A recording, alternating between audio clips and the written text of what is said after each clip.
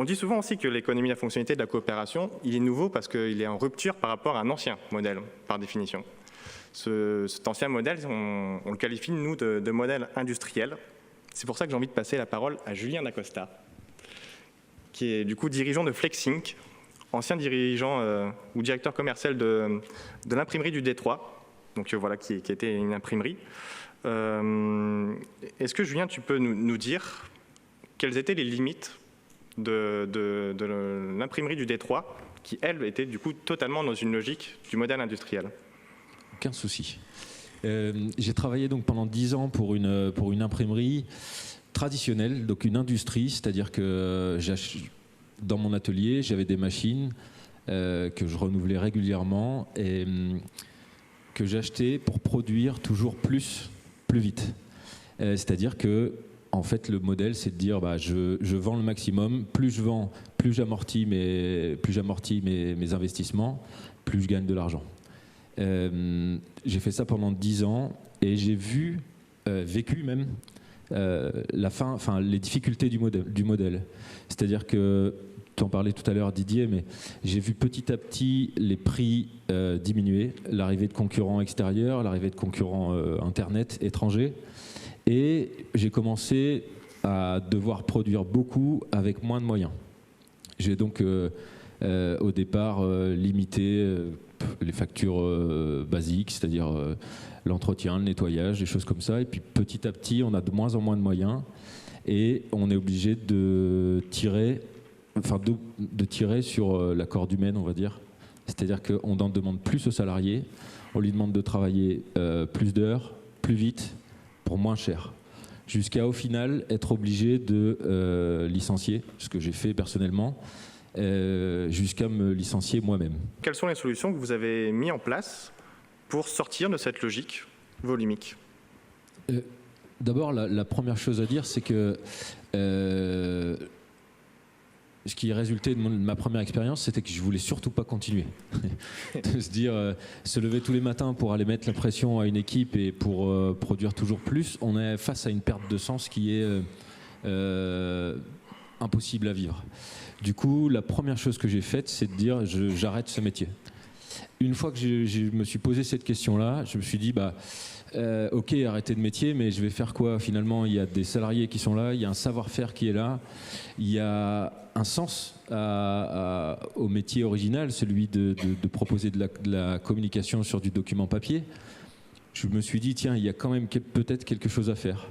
Et la première question que je me suis posée, c'était de dire, est-ce que le document papier a encore un avenir? J'ai assez vite répondu en me disant, et en discutant avec mes clients, je me suis dit oui, il y a quelque chose à faire, par contre il faut le faire différemment. J'avais une petite idée et finalement quand je suis rentré au parcours économie de la fonctionnalité et de la coopération, on a une réflexion sur l'usage que les clients ont de nos produits.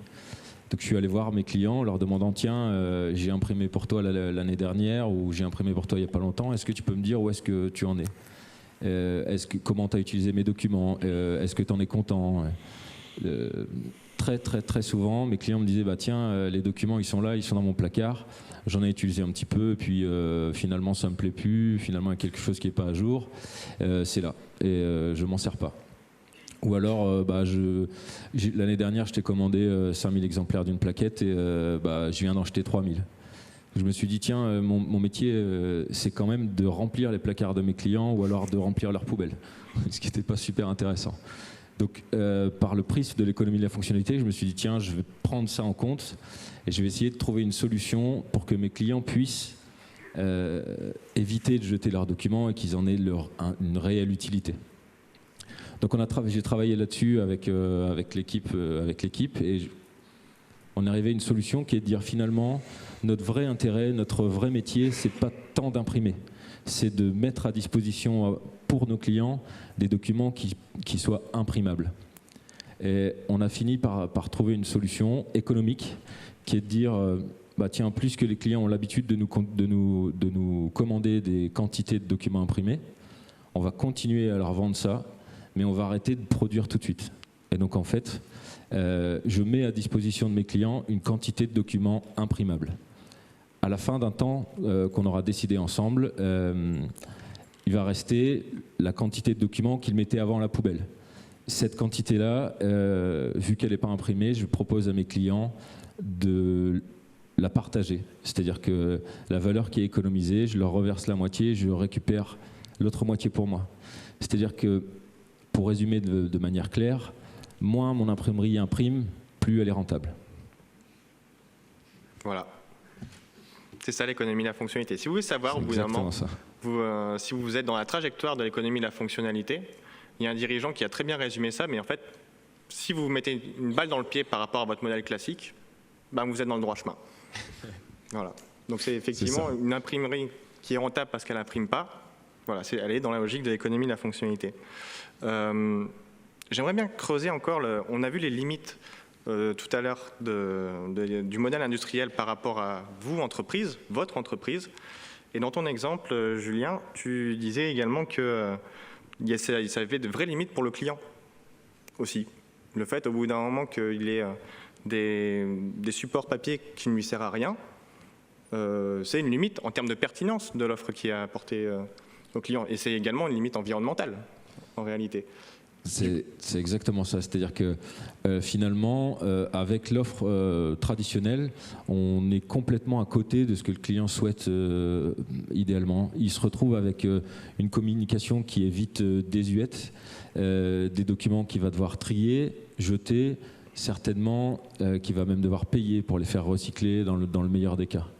Du coup, il y a une vraie perte de sens du produit que je vendais.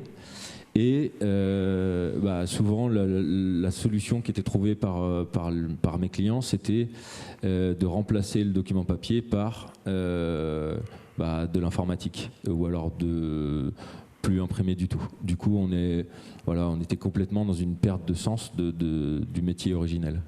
Alors, du coup, j'aimerais bien qu'on se concentre sur l'apport de sens de la nouvelle offre. Est-ce que tu peux nous prendre un exemple en particulier d'un client qui a du coup bénéficié de cette nouvelle offre et quels sont les retours positifs que ça a apporté chez lui? Il me semble notamment qu'il y a une maison d'édition qui était plutôt contente de cette offre.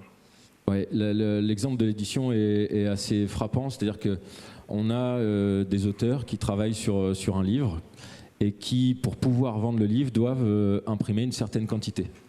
Ils ne savent pas à l'avance quelles sont la quantité qu'ils vont vendre. Mais ils décident d'imprimer des volumes assez importants en se disant, tiens, si je fais 1000 livres au lieu d'en faire 300, je vais payer le livre seulement 10 €. Si j'en fais 300, je vais payer le bouquin 17 € et donc je vais gagner que 3 € par livre.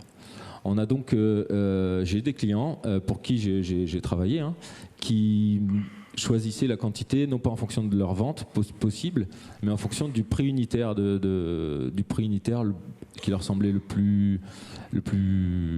mieux placé, on va dire. Et donc, j'ai un client qui lui imprimait tout le temps 1000 livres. On n'a jamais remis ça en question. C'était 1000 exemplaires et pour 10 000 €, pour être tout à fait clair.